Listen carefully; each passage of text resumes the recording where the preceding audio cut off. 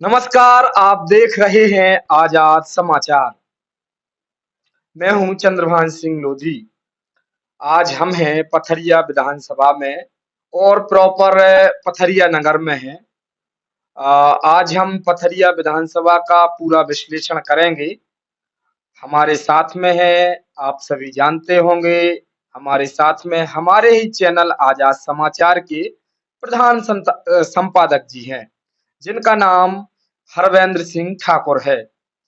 आज आज हम जानेंगे कि हम लोग तो एक चूंकि वरिष्ठ पत्रकार हैं, इससे पहले कई अखबारों में और कई चैनलों में काम कर चुके हैं।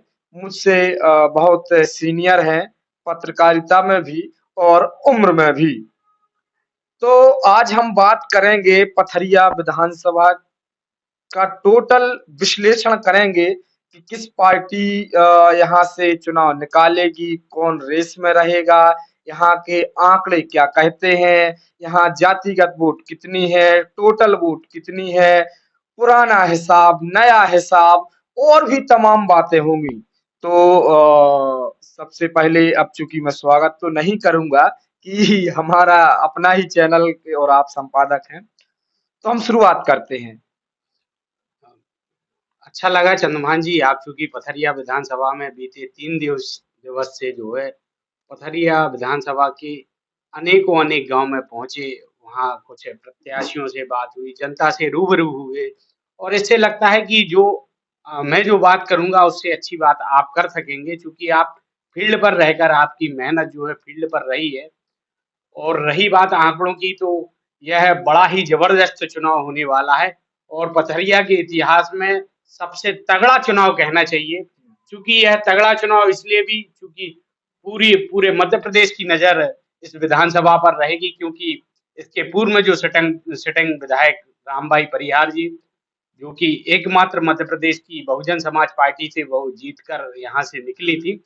तो पूरे मध्य प्रदेश की नजर इस सीट पर पथरिया विधानसभा क्षेत्र क्रमांक 54 पर रहेगी।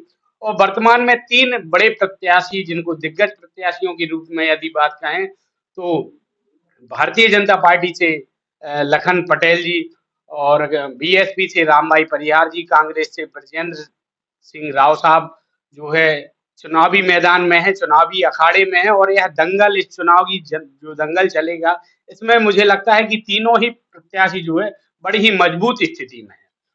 हाँ, और यदि फील्ड की बात कहें तो जातिगत आंकड़ों के हिसाब से लखन पटेल जी भी एक मजबूत स्थिति में है, राव ब्रजेंद्र सिंह जी भी मजबूत स्थिति में हैं, और सिटिंग विधायक के रूप में जो है रामबाई परिहार जी, और उनकी मेहनत और गरीबों के रूप में गरीबों का मसीहा के नाम से भी उन्हें कई लोग जानते हैं। तो ऐसे व्यक्ति के रूप में यहाँ दंगल, इन सभी व्यक्तियों के बीच में यहाँ का दंगल है। और चूंकि फील्ड की यदि बात करें तो फील्ड पर बहुत कुछ आपको देखने मिला होगा। आप 3 दिवस दिवस से जो है पथरिया विधानसभा में है, तो क्या कुछ देखा आपने? मैं यदि बात करूं कि जो चुनाव हो रहा है, आपने कहा कि ये हॉट सीट है और मजा आने वाला है। आपने जातिगत की भी बात की। मुझे ऐसा समझ में आ रहा है कि जो हॉट सीट इसलिए भी बन चुकी है क्योंकि यहाँ सबसे पहली बात है जो त्रिकोणीय मुकाबला बनता जा रहा है। तो हमने फील्ड घूमे हैं कि हमने 2018 का भी चुनाव देखा और यहाँ जमीनी स्तर पर, तब मैं पत्रकार नहीं बना था तो मैंने अच्छे से चुनाव देखा है। इसके बाद 2023 का मैंने पत्रकारिता के तौर पर, पत्रकार के तौर पर जो फील्ड किया है, फील्ड में घूमा हूँ, तो मुझे अभी हाल में कांग्रेस और भाजपा का ज्यादा समर्थन दिखता नजर आ रहा है, बीएसपी का बहुत कम। लेकिन मुझे ऐसा क्यों लगता है कि जो बीएसपी की वोट है वो दबी दबी वोट है, गुप्त वोट है। ऐसा कह सकते हैं, क्योंकि क्योंकि ऐसा 2018 में भी यही हुआ था, इसलिए मैं आपको पहले पथरिया विधानसभा क्षेत्र क्रमांक 54 से रूबरू करा दूं। पथरिया विधानसभा में जो है कुल वोटर हैं 2,17,478, जिसमें 2 तहसीलें, पथरिया तहसील और बटियागढ़ तहसील मिला के यह विधानसभा बनती है। पथरिया में 67 ग्राम पंचायतें आती हैं और बटियागढ़ में 59 ग्राम पंचायत मिलके यह पूरी विधानसभा का निर्माण होता है। और चूंकि इसमें जिस हिसाब से वोटर संख्या है वो अन्य जिले की अन्य विधानसभाओं की तुलना में कम वोटर वाली विधानसभा है। अब बात करते हैं कि यदि क्षेत्रफल में भी कम है। क्षेत्रफल की दृष्टि से भी कम है पथरिया विधानसभा। और अब बात करते हैं कि दोनों में टक्कर नजर आती है और रामबाई जी परिहार जो है इस बार अपना दमखम या उनका हाथी नहीं दौड़ पा रहा है, तो ऐसा नहीं है। चूंकि जमीनी स्तर पे यदि बात कहें तो रामबाई परिहार जी चूंकि सिटिंग विधायक हैं और सिटिंग विधायक के बतौर उनका जो गरीबों के प्रति सम्मान या अधिकारियों से लड़ जाना, ये जो रुतबा ये गरीबों को काफी भाया है, इसमें कोई दो मत नहीं है। और इस स्थिति को देखते हुए लगता है कि रामबाई परिहार जी कहीं न कहीं टक्कर की स्थिति में रहेंगी। दूसरी बात ये भी है कि रामबाई के साथ-साथ लखन पटेल और राव बृजेंद्र सिंह, यह भी कम दमखम वाले प्रत्याशी नहीं हैं। हमारी समझ में यदि हम अपनी बात करें तो मुझे तो लग रहा है कि लखन पटेल और राव बृजेंद्र सिंह के बीच में मुकाबला होगा। देखिए सन 1993 में से यहाँ कांग्रेस नहीं है। 1993 में कालूराम जी खटीक जो यहाँ पर अंतिम कांग्रेस के विधायक रहे हैं, जो जिन्होंने 2560 मतों से जीत दर्ज कराई थी, उन्हें 25,807 वोटें मिली थी। उस समय की बात थी 1993। चूंकि अब अपन बात कर रहे हैं सीधे सीधे दो दशक की, तो 25,807 से लेके मुझे नहीं लगता कि कांग्रेस का वोट बैंक बढ़ा है। क्योंकि हाल में ही जब 2018 का जो चुनाव हुआ था उसमें गजेंद्र सिंह को जो है जो 25,438 वोटें मिली थी, तो मुझे लगता है कि एक स्तर वोट बैंक है। उसका उसका एक कारण ये भी है कि जो राव वर्तमान प्रत्याशी हैं राव बृजेंद्र, उनको 27,074 के करीब वोट मिली थी। यदि हम 27,000 और 25,000 प्लस करते हैं तो वो वोट 52,000 के करीब होती है। और जो जीत हुई थी जो रामबाई जी को वोट मिली थी वो 39,267 के करीब हुई थी। तो आप का जैसे आप बोल रहे हैं कि बढ़त बढ़त दिखाई नहीं दे रही है कांग्रेस की। मैं यहाँ टोकना चाहूंगा कि यदि गजेंद्र सिंह गौरव को यदि वोट 25,000 मिली थी और कांग्रेस से ही बगावत करके आए उस समय राव बृजेंद्र सिंह, उनको 27,000 मिली थी। यदि वो एक होते तो प्लस क्या होता कि कांग्रेस का जो वोट बैंक है वो और जो लोधी समाज का वोट बैंक है कहीं हद तक वो उस समय कांग्रेस में जाता। हालांकि वो पथरिया में तो बीजेपी का वोट बैंक माना जाता है लोधी समाज का, लेकिन कहीं ना कहीं वो कांग्रेस में जाता। इस बार स्थिति क्या है कि एक पार्टी से जातिगत की बात करें तो कुर्मी समाज के व्यक्ति हैं और दूसरी पार्टी से लोधी समाज के मैं आपको व्यक्ति हैं। बताना चाहता हूँ कि चुनाव कभी जातिगत नहीं होता। हाँ हाँ, ये हमें भी पता है। और मैं यहाँ एक बात और स्पष्ट करना चाहूँगा कि पथरिया विधानसभा कभी जातिगत समीकरण के आधार पर, भले ही बीजेपी या कांग्रेस जातिगत समीकरण के आधार पर वोट या प्रत्याशी खड़े करते हों, लेकिन पथरिया में ऐसी स्थिति नहीं है कि जातिगत समीकरण को देखा जाए फिर प्रत्याशी। क्या रामबाई परिहार जी का कोई जातिगत समीकरण था? बिल्कुल है, जातिगत समीकरण नहीं है। रामबाई मेरा ये मतलब मुझे ये समझ में आता है कि एक तीसरा जो वोट बैंक है, यदि हम उस हिसाब से देखा जाए तो सबसे मैं आपको पहला बता रहा वोट हूँ बैंक कि है ये जो ये जा, मैं केवल जातिगत समीकरण की बात कर रहा हूँ। आप दलित और ये मैं केवल जो बात कर रहा हूँ वो जातिगत समीकरण के आधार की बात कर रहा हूँ। क्योंकि जातिगत समीकरण कभी भी पथरिया में जातिगत समीकरण को देखते हुए चुनाव नहीं हुए। हमारे यहाँ भारतीय जनता पार्टी से लखन पटेल जी जब पहली बार 2013 में चुनाव लड़े तो उनको 60,083 वोटें मिली। 2013 के चुनाव की बात करें, उनके जो सामने थे वो पुष्पेंद्र सिंह हजारी जी थे, उनको 52,768 वोटें मिली। तो ये जो चुनावी जो आंकड़े हैं जो हम देखते हैं, तो पुष्पेंद्र हजारी जी का कोई वोट बैंक नहीं था यहाँ। यहाँ केवल मेहनत करने वाला, काम करने वाला और जनता के प्रति समर्पित व्यक्ति जो है वो यहाँ से चुनाव जीत सकता है। वो किसी भी समाज का व्यक्ति हो सकता है, किसी भी दल का व्यक्ति होता है। हमारे यहाँ जब बीएसपी चुनाव जीत के आई पथरिया में तो बड़ा आश्चर्य का विषय था, पथरिया में बीएसपी कैसे जीत सकती है। लेकिन चूंकि उस समय रामबाई जी परिहार जो है जनपद जिला पंचायत में उपाध्यक्ष थी, शिक्षा देख रही थी और उनका गांव-गांव में भ्रमण था। और वहाँ जो शिक्षकों के प्रति जो उनका रवैया था, पढ़ाने को लेके उनकी जो प्रतिस्पर्धा थी, उसमें वो सफल रही। और वो उसका साथ में उनका पारिवारिक बैकग्राउंड जो था, वो चूँकि एक दमखम वाला पारिवारिक बैकग्राउंड था, तो उस दमखम वाले बैकग्राउंड में उनके पति और देवर का बड़ा ही रुतबा रहा कुछ समय के लिए। हमारे यहाँ चीज़ें जो है शॉर्ट टाइम के लिए होती हैं पथरिया में। पथरिया विधानसभा, यहाँ कोई दबंग व्यक्ति नहीं होता, यहाँ कोई ये नहीं कह सकता कि मैं इस सल्तनत का मालिक हो जाऊँ, या यहाँ कोई ये नहीं कह सकता कि हमारा राज्य चले। क्योंकि यहाँ चीज़ें बदलती रहती हैं, समीकरण बदलते रहते हैं। किसी एक व्यक्ति कोई एक व्यक्ति काबिल। ये भी है कि यहाँ विधायक है जो रिपीट नहीं होता है। हाँ, ये भी बात बिल्कुल आप सही कह रहे हैं। तो पथरिया के इस इतिहास को संयोग से क्या माना जाए, रिपीट वाकई में यदि नहीं होंगे? इस सहयोग की बात कहें तो रिपीट नहीं होंगे, तो और नए प्रत्याशी के रूप में कहें तो राव बृजेंद्र सिंह चुनाव, देखो आज की डेट में राव बृजेंद्र सिंह फाइट वाली स्थिति में है।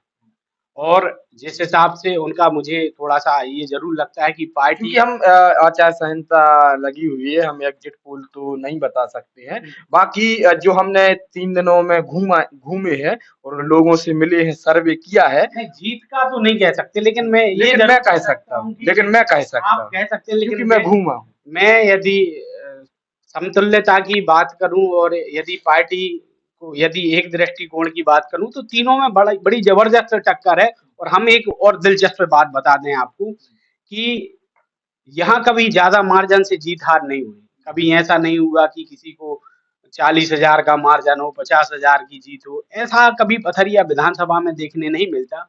जब रामबाई परिहार जी यहाँ से चुनाव जीती, तो उनको 2205 वोटों से वो चुनाव जीती। ये कोई ज़्यादा मार्जिन नहीं था। 2013 में बात करें तो जो टक्कर थी वो लखन पटेल और पुष्पेंद्र हजारी जी के बीच में थी। तो उनके बीच में ज़्यादा मार्जिन नहीं था, 515 वोटों का मार्जिन था। ऐसे ही 2008 की यदि बात करें तो डॉक्टर रामकृष्ण कुसमरिया, जो कि हमारे यहाँ सबसे अच्छे मंत्री के रूप में और विकसित व्यक्ति के विकासशील पुरुष के रूप में यहाँ देखे जाते हैं, उनके प्रति यहाँ के लोगों में संवेदनाएँ होती हैं। और वो उनका मार्जिन और पुष्पेंद्र हजारी जी का मार्जिन, पुष्पेंद्र हजारी जी 2008 के चुनाव में बीएसपी से चुनाव लड़े थे। तो उनको जो है 29,437 वोटें मिली थी। तो उनके बीच का जो फासला था, वो 621 वोटों का था। मतलब बड़ी ही करीबी जीत-हार का वो फैसला हुआ था। लेकिन 2003 की यदि बात करें, तो जो सोनाबाई और रामकृष्ण कुसमरिया के बीच में जब मुकाबला हुआ, सोनाबाई जी बीजेपी से प्रत्याशी थी, रामकृष्ण कुसमरिया जी कांग्रेस के प्रत्याशी थे। तो उस समय ज़रूर एक बड़ा अंतर और बड़ा मार्जिन देखने को रामकृष्ण कुसमरिया की रामकिशोर अठिया जी, क्षमा करें, रामकिशोर अठिया जी। तो इन दोनों के बीच में जब मुकाबला हुआ, तो सोनाबाई जी जो है 41,702 2 वोट मिले उन्हें, और रामकिशोर अठिया जी को 28,805 वोट मिले। ऐसा उनके बीच में जो हार जीत का जो फैसला था, वो 12,800 कुछ 97 वोटों में था।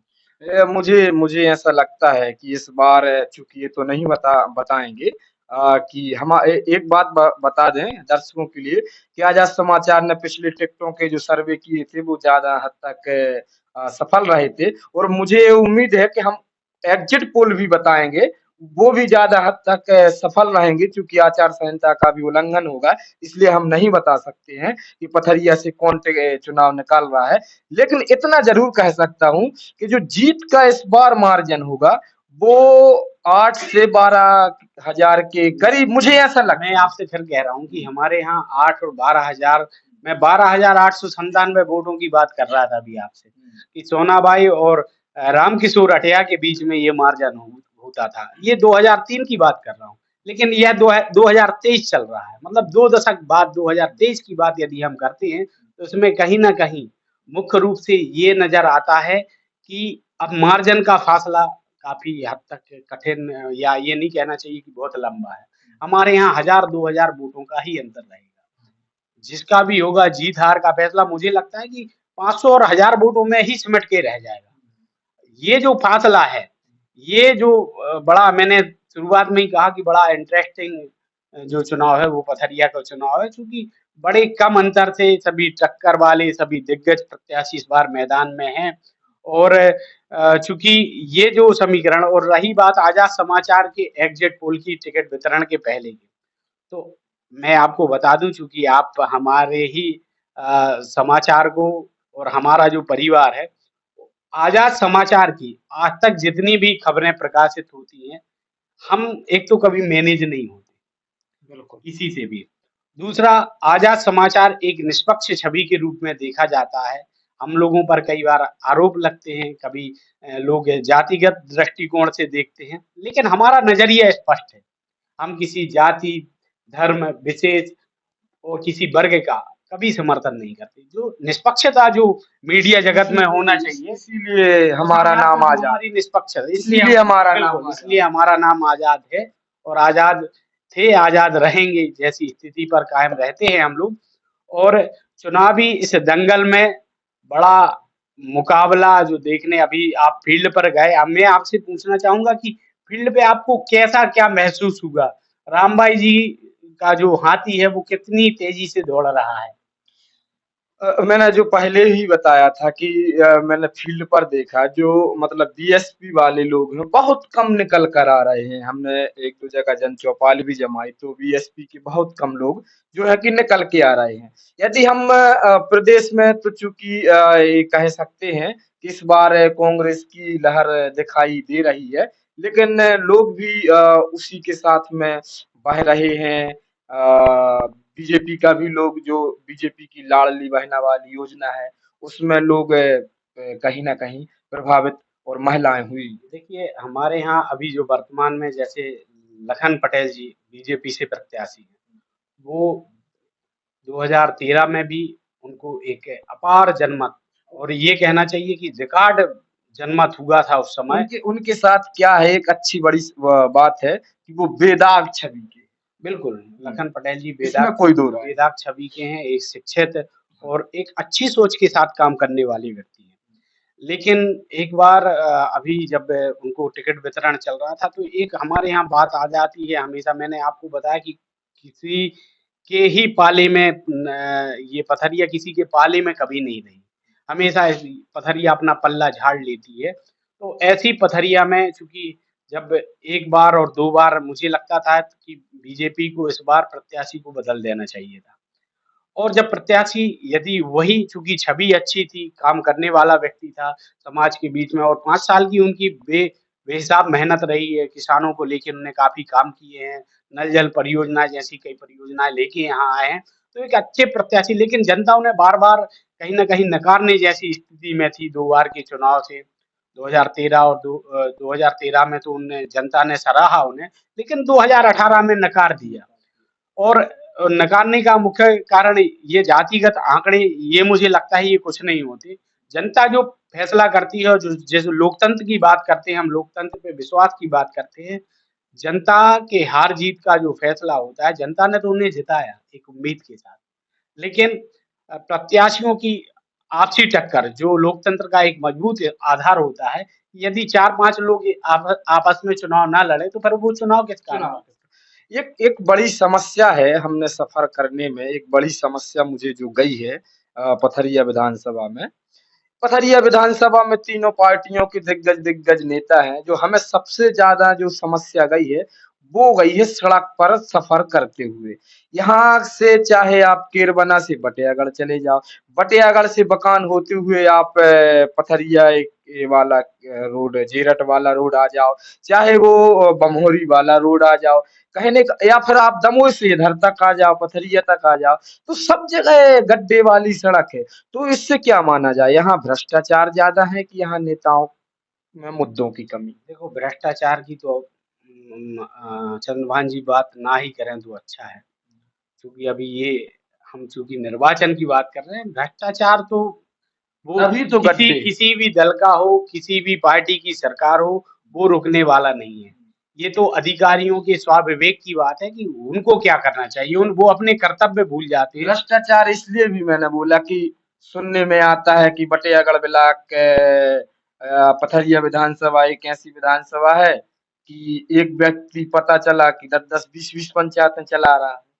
हाँ, ऐसे हैं, बहुत सारे लोग हैं, मैं किसी का नाम नहीं लूँगा।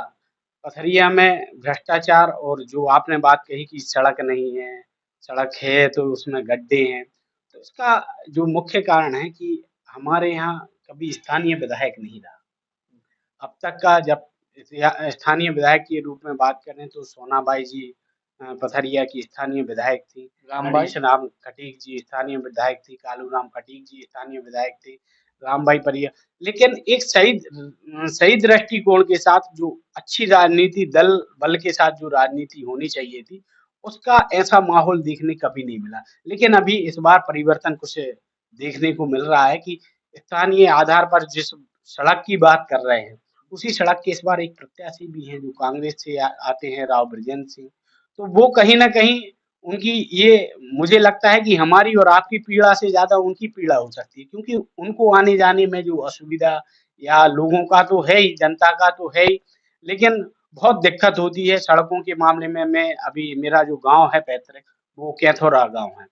तो मैं जेरठ से होते हुए जाता था। एक मंडी बोर्ड से एक सड़क बनाई गई, रामकृष्ण कुसमरिया जी ने उसको स्वीकृत कराया था और लखन पटेल जी के कार्यकाल में वो बनी।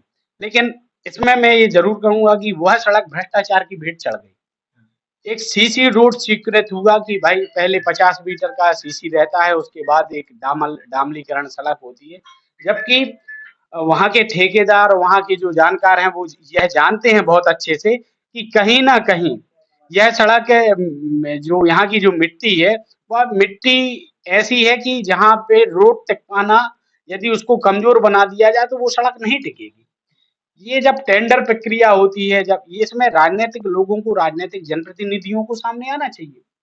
उनको उस पर उनको बताना चाहिए कि भाई ये सड़क, ये काली मिट्टी की ज़मीन है, यहाँ पे यदि सड़क बनानी होगी तो आपको 3 फीट या 4 फीट का गड्ढा कराना पड़ेगा, पूरी खुदाई करानी पड़ेगी। बड़ी बड़ी बात ये भी है कि जो सत्ता पक्ष कोई हो, सत्ता पक्ष तो अपने मन का काम करता ही है, चाहे कांग्रेस हो, भाजपा हो, बीएसपी हो, समाजवादी, कोई भी हो, वो अपने हिसाब से काम करेगी। लेकिन जिम्मेदारी कहीं ना कहीं विपक्ष की भी बनती है, मुद्दा उठाने की, विरोध करने की। मुझे तो लगता है कि मैं तो पथरिया क्या दमोह जिले में मैं देखता हूँ कि आप विपक्ष है ही नहीं। आप दमोह जिले में, मैं पूरे मध्य प्रदेश में यही देखता हूँ। आज भी जब भी मुझे अच्छे से याद है कि जब कांग्रेस केंद्र में कांग्रेस की सरकार हुआ करती थी 2014 के पहले, और पेट्रोल के दाम जो बढ़ते थे, उसमें भारतीय जनता पार्टी के प्रत्याशी रोडों पर आ जाते अभी 15 थे। महीने की सरकार में आ गए। मुख्यमंत्री साइकिल से विधानसभा जाते थे, मंत्रालय जाते थे। विरोध प्रदर्शन का एक तरीका होता था। अभी हमने देखा था कि बटेयागढ़ में जब किसानों के मुआवजा पर कांग्रेसी नेताओं ने, जिसमें से सभी नेता थे कांग्रेस के दिग्गज पथरिया विधानसभा के, वो विरोध करने गए थे, मुआवजा सर्वे कराने गए थे, गिने चुने 10, 20, 25, इससे ज्यादा ही नहीं थे। ऐसे में कैसे मुझे लगता है कि कांग्रेस जो पार्टी है, वो प्रत्याशी पिछले बार के प्रत्याशियों के रूप में और इस बार के प्रत्याशियों में चूंकि बड़ा फेरबदल किया गया है। जो फेरबदल है उस आधार पर, और जो हमारे नेशनल मीडिया के जो एग्जिट पोल बता रहे हैं, और वो जब वो कांग्रेस की कहते हैं कि कांग्रेस की सरकार बनी, तो बड़ा आश्चर्य होता है कि बिना विरोध के कैसे। बड़ा आश्चर्य होता है कि विरोध होना चाहिए था जनता का, प्रतिनिधियों का। जहाँ काम नहीं होते वहाँ पार्टी को जीवंत रहना चाहिए, कुछ ना कुछ करते रहना चाहिए, और जब तक कुछ ना कुछ नहीं करते तो उसको जीवित अवस्था में नहीं माना जाए। क्योंकि ये सच सच है, क्रांति से ही बदलाव आता है। बिल्कुल, क्रांति से ही बदलाव आता है, और क्रांति जरूरी भी है हर विषय को। हमारे यहाँ एक बहुत बड़ा मुद्दा बेरोजगारी है, और इस बार के जो मुद्दे हैं, उन मुद्दों को देखते हुए हम आपको बता दें कि ये सारे मुद्दे इस बार तो विकास और बदलाव के साथ चुनाव की तैयारी में यहाँ की जनता है। जनता अपने मत जो है बड़े ही अंदर दबा के रखे हुए है, क्या करना है क्या नहीं करना है वो तो चुनाव के बाद ही पता। लेकिन एक बदलाव जरूर देखने मिलेगा आपको, क्योंकि यहाँ का जो मुद्दा मुख्य रहेगा वो यहाँ की शिक्षा व्यवस्था, जो मुझे लगता है कि बहुत जरूरी मुद्दा होना चाहिए। यहाँ रोजगारी की, पलायन की जो दृष्टिकोण है, विकास का जो मुद्दा है, मंडी में किसानों को होने वाली समस्याओं के ऐसे मुद्दे, छोटे-छोटे से मुद्दे हैं और उस मुद्दे को लेके लगता है कि यहाँ लोगों का जो युवा वर्ग है वो युवाओं की तरफ जा रहा है। मुझे भी समझ में आ रहा है कि इस बार पथरिया में शायद कहीं हद तक तो बदलाव नजर आ पथरिया में बदलाव दिखेगा, किस हद तक दिखेगा यह तो चुनाव के बाद बाद पता में। चलेगा हाँ। और हम ऐसी ही समीक्षा अलग-अलग विधानसभाओं की करेंगे। पथरिया के कुछ ऐसे अनसुलझे मुद्दे जिन पर हम कभी और चर्चा करेंगे क्योंकि राजनीतिक व्यवस्थाएँ और राजनीतिक जो तंत्र है, उस तंत्र की व्यवस्थाओं की को जानते हुए, भाँपते हुए हम यहाँ चर्चा कर रहे हैं। किसी भी राजनैतिक पार्टी, किसी भी प्रत्याशी के पक्ष-विपक्ष को लेकर हमारा कोई मुद्दा नहीं है। आज़ाद समाचार इस विषय को लेके स्वतंत्र है आ, और यह आ, स्वतंत्र बहस जो हम दोनों के बीच में जो हुई है, ये हमारे प्रत्याशियों को चूँकि प्रत्याशियों के साथ जनता को भी पता चलना चाहिए कि आखिरकार वर्तमान की राजनैतिक स्थिति राजनीति क्या में है? स्थिति क्या चल रही है? जी। यही जो हम आप सभी देख रहे थे, हमारी ये स्वतंत्र जो विश्लेषण है पथरिया विधानसभा की का विश्लेषण है और ऐसे ही पथरिया नहीं, हम कोशिश करेंगे कि दमोह जिले की चारों और मध्य प्रदेश की अन्य सीटों का विश्लेषण आप सभी के सामने रखूं।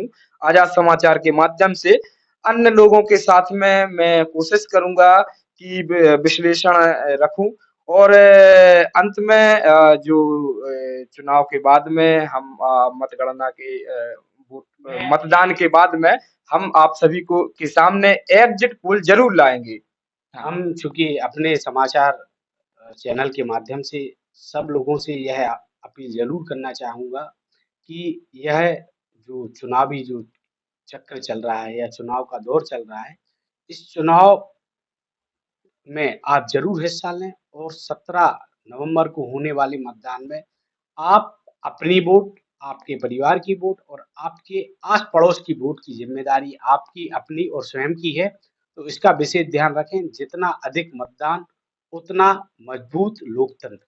इस बात का ध्यान में स्मरण रखते हुए हम सभी को मतदान अवश्य करना है। बिल्कुल, बिल्कुल, क्योंकि सबसे बड़ा लोकतंत्र का जो सबसे बड़ा पर्व आने वाला है, वो चुनाव होता है और चुनाव का मतदान का दिन होता है और जो हमारा सबसे बड़ा अधिकार है, वो हमारा मतदान का है क्योंकि हम लोगों को चुनते हैं, हम नेताओं को चुनते हैं, हम अपने देश की व्यवस्था को चुनते हैं और हम अपना भविष्य भी चुनते हैं। इसलिए मैं भी अपील करूँगा आजाद समाचार के माध्यम से कि आप सभी जहाँ कहीं भी हों, इस लोकतंत्र के महापर्व में हिस्सा जरूर लें, जरूर लें। अगले एपिसोड में हम मिलेंगे अगले विधानसभा सीट के विश्लेषण के साथ में। तब तक के लिए धन्यवाद। आप देख रहे थे आजाद समाचार।